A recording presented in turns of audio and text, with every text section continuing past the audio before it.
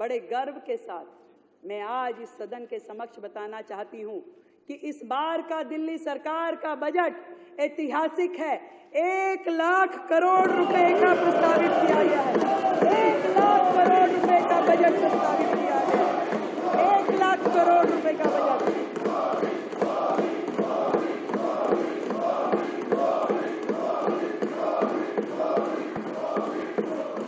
क्योंकि ना केवल दिल्ली प्रधानमंत्री जी कहते हैं we must invest in infrastructure today for better tomorrow.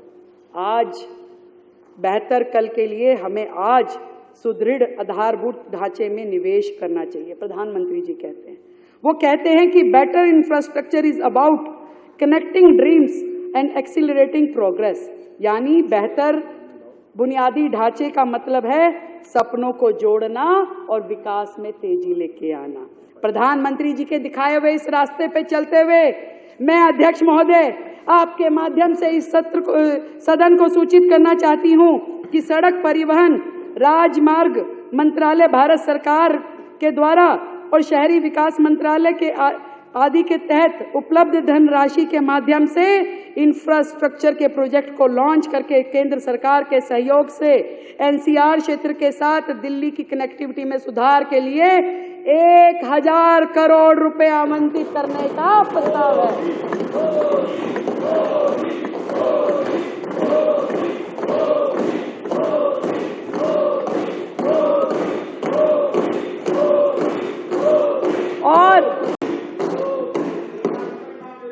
और सुरक्षा आवश्यकताओं को ध्यान में रखते हुए विशेष रूप से महिलाओं के लिए 50,000 अतिरिक्त कमरे लगाने का भी प्रस्ताव किया गया है।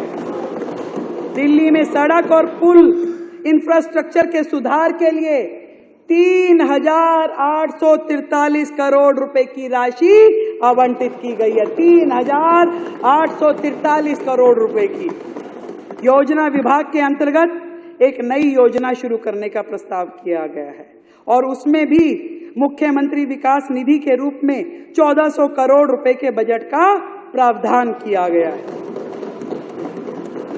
जो पहले की सरकारों में खर्च नहीं होता था, पड़ा रहता था, वो आपको छोड़ो अपने विधायकों को भी नहीं देते थे, उनकी भी प्रोजेक्ट फाइलें लटकी रहती थी। आप चिंता मत करिए, सबको काम करने के लिए फंड मिलेगा, सबको मिलेगा, चिंता मत कीजिए, सबको मिलेगा।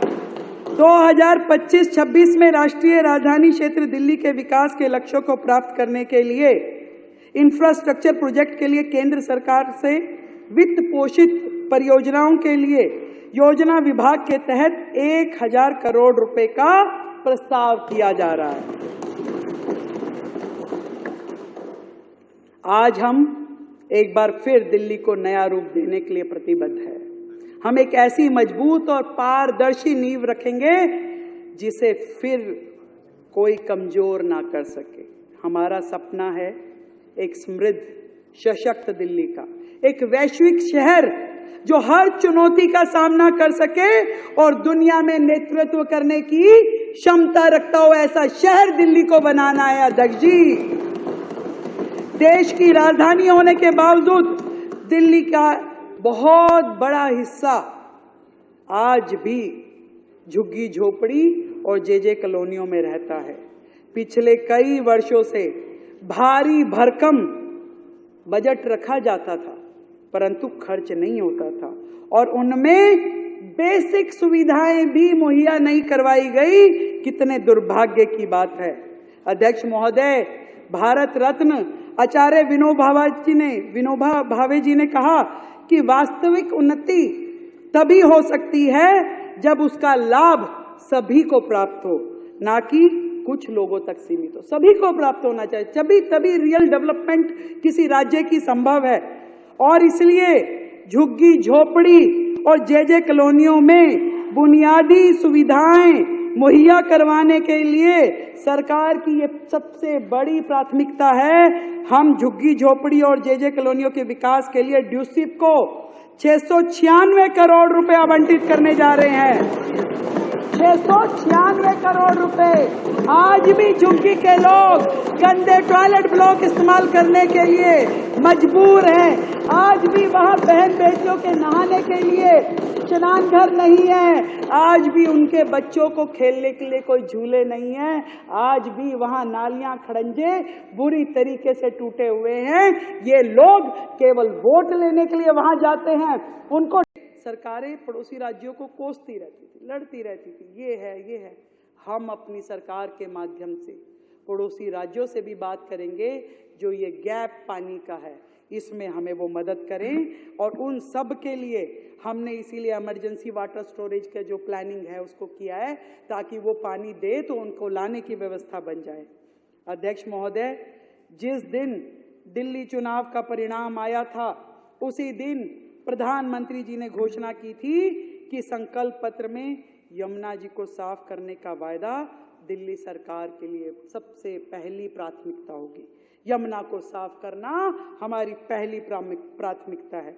दिल्ली जो कभी यमुना के निर्मल जल से संचित होती थी, आज जल संकट, सीवेज के बहाव और प्रदूषित जलाशयों से जूझ रही है। सारे सीवेज जब आपके नाले वहां जाके गिरेंगे और आपका कोई प्रयास ही नहीं होगा यमुना को साफ करने का, तो यमुना साफ होगी कैसे?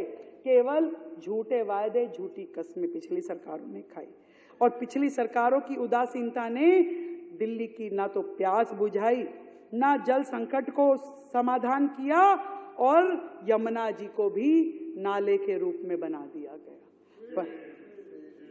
परंतु भारतीय जनता पार्टी की दिल्ली की सरकार प्रधानमंत्री श्री नरेंद्र मोदी जी के साबरमती रिवर फ्रंट और नमामि गंगे जैसे ऐतिहासिक पहलों से प्रेरित होकर हम दिल्ली के जल प्रबंधन को आधुनिक, वैज्ञानिक और सतत विकास के साथ जोड़ करके बनाने के लिए प्रतिबद्ध हैं और यमुना की सफाई के लिए प्रतिबद्ध है।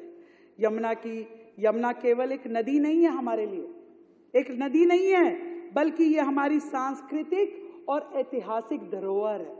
हमारी धरोहर है, हमारी माँ है, आराध्य है। यमुना की सफाई हमारे घोषणा पत्र का एक महत्वपूर्ण अंग है और इस बजट की भी मुख्य प्राथमिकताओं में से एक है। यमुना भारतीय सभ्यता के ताने बाने में बहती हुई जीवन रेखा है, हम सब के लिए जीवन रेखा है। लेकिन दुर्भाग्य है कि पिछली सरकार इसे स्वच्छ करने में विफल रही। हमारी सरकार निर्णायक कदम उठाएगी और लगातार यमुना जी को निर्मल और स्वच्छ बनाए जाने की दिशा में काम करेंगे। इसके लिए हमने 500 करोड़ रुपए की लागत से 40 decentralize sewage plant, 40 decentralize sewage plant, ताकि कोई भी गंदा नाला यमुना जी में ना गिरे। इसके लिए हमने 500 करोड़ रुपए की अलग से व्यवस्था की है, ताकि वो सीवेज का पानी उसी जगह पे ट्रीट कर दिया जाए और यमुना में जो पानी जाए वो साफ पानी जाए। अध्यक्ष जी, इसके लिए हमने अलग से 500 करोड़ की व्यवस्था की है। अभी जितने भी